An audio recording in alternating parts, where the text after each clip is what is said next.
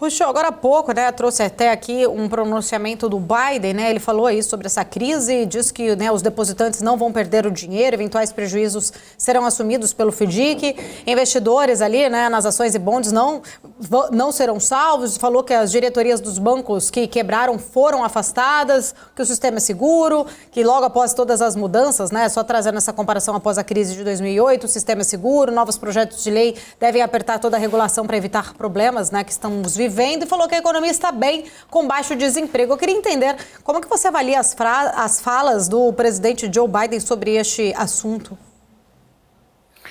Eu creio que é uma fala protocolar, importante numa situação de estresse. Vem o presidente dizendo, não, tá tudo tranquilo, Se bem que a gente sabe que historicamente é ruim quando autoridades vêm a público dizer que tá tudo bem, quer dizer que nada está bem.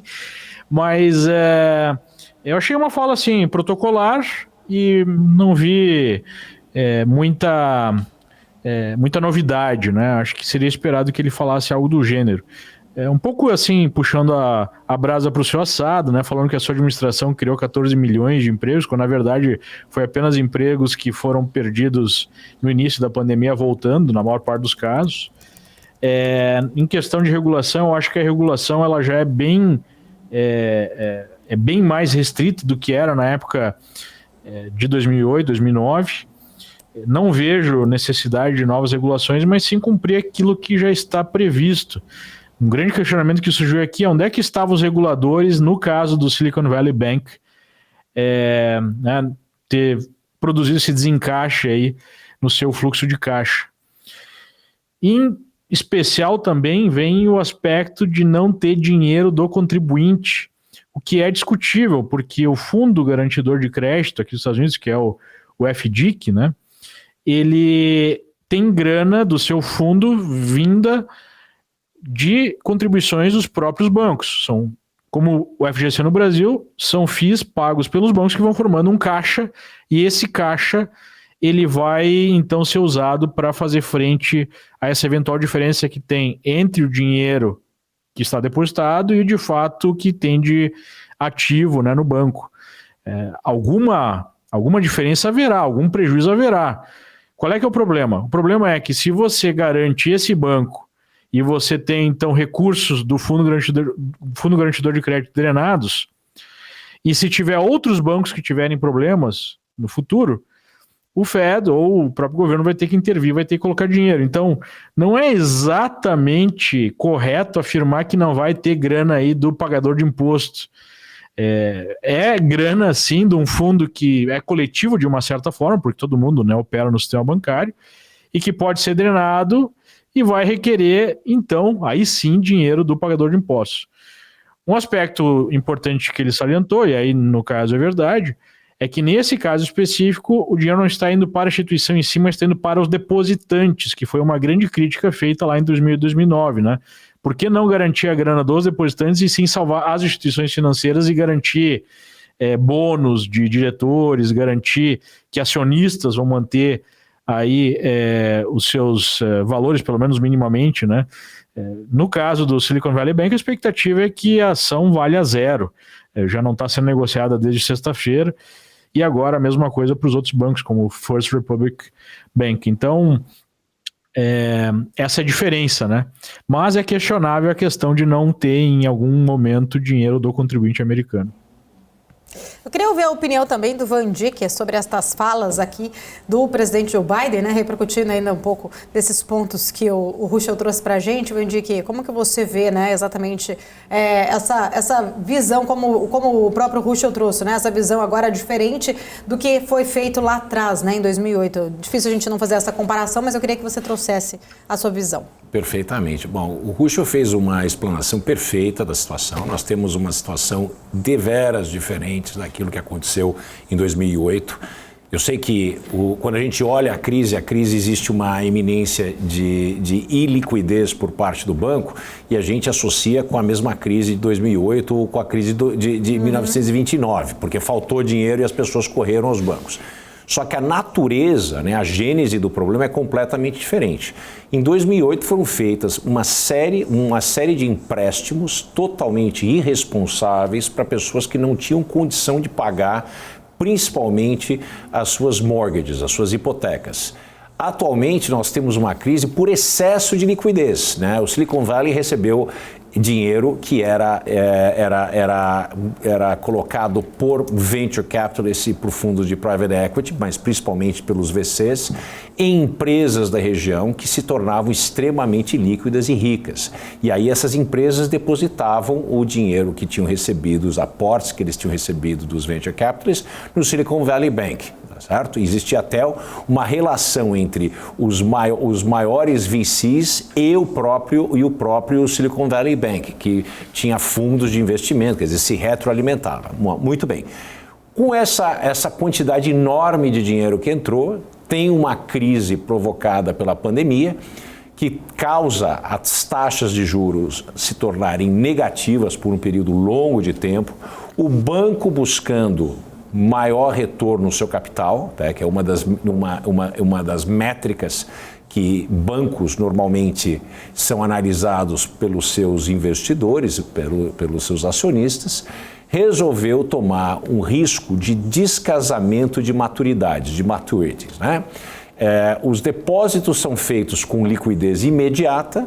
No entanto, eles tomaram a decisão de fazerem aportes em títulos de longo prazo, principalmente títulos do governo e títulos imobiliários chamados Mortgage-Backed Securities, que têm um espaço de até 10 anos. Esses Mortgage-Backed Securities, eles eram considerados pelo banco o que chama carry to term, quer dizer, levar até o final do processo hipotecário para que eles recebam a sua taxa de juros semestral mais o valor original, né, que foi depositado. Só que existiu esse descasamento, houve uma ruptura por parte dos clientes do banco em termos de haver a disponibilidade de caixa, aquilo que a gente já falou mais cedo hoje. Todo banco não tem essa disponibilidade de caixa, não existe um banco no mundo que, se todo mundo que for depositário no banco aparecer e resolver retirar os seus depósitos, o banco vai quebrar. Isso não existe nenhum banco no mundo, porque o banco ele multiplica, né? Ele tem o seu multiplicador, que é através de empréstimos que ele faz, e é assim que o banco ganha dinheiro. Bom, muito bem.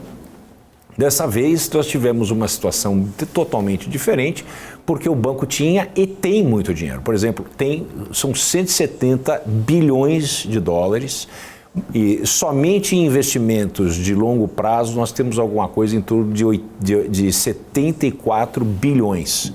Só que na sexta-feira passada as pessoas retiraram 42 bilhões, o que fez o banco implodir. Quer dizer, o banco, seja lá quem for que compre o banco, ainda tem uma carteira de crédito que é considerável nesses títulos à maturação.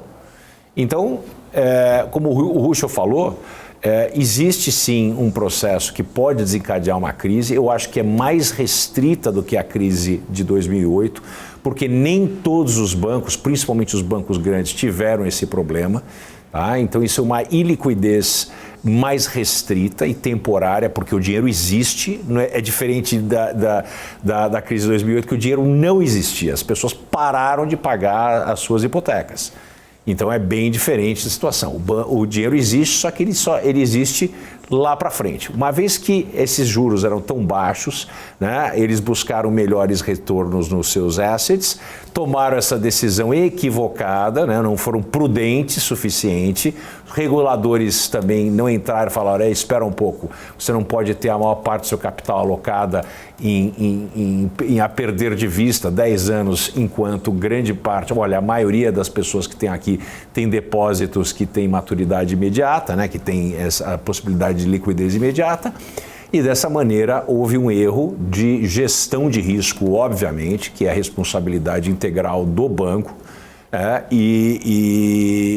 então o Fed e junto com o FDIC, que é o seguro para os depositários, juntamente com o Tesouro Americano, abrir uma facilidade de crédito para bancos em geral, até 250 bilhões de dólares, com a expectativa de que a gente resolva o problema do Silicon Valley Bank, tiveram outros 2 que quebraram, mas bem menores, resolva o problema desse pessoal, assegure os depósitos de todos, inclusive os depósitos acima de 250 mil dólares, que em tese não são assegurados pelo FDIC, então eles estão fazendo isso, que é diferente de 2008, quando a gente pagou os bancos para continuar, fez uma injeção de caixa nos bancos. Com essa injeção de caixa, muitas arbitrariedades ocorreram. Inclusive, o presidente da Merrill Lynch fez, em 2009, uma reforma no seu escritório, depois de ter sido adquirido pelo Bank of America, de mais de 2 milhões de dólares. Quer dizer, bônus foram pagos, uma série de irresponsabilidades foram aplaudidas de pé. Hoje a situação é diferente. No entanto, como o Ruschel falou, se houver uma crise sistêmica e outros bancos tiverem um problema de iliquidez, em alguns casos insolvência, aí ultrapassaria esse limite dessa linha, essa facilidade de 250 bilhões e certamente o Tesouro Americano arcaria juntamente com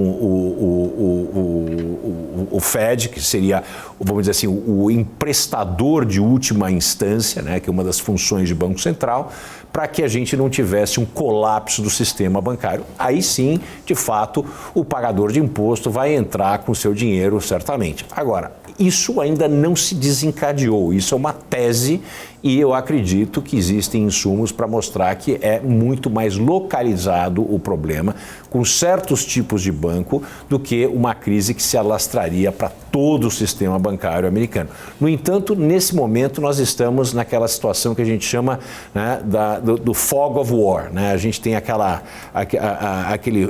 situação de neblina da guerra, a gente não consegue ver muito do outro lado e a gente está atuando mais de maneira especulativa do que uma maneira que seja com uma visibilidade completamente aberta, onde a gente possa tomar decisões mais pautadas na razoabilidade de longo prazo.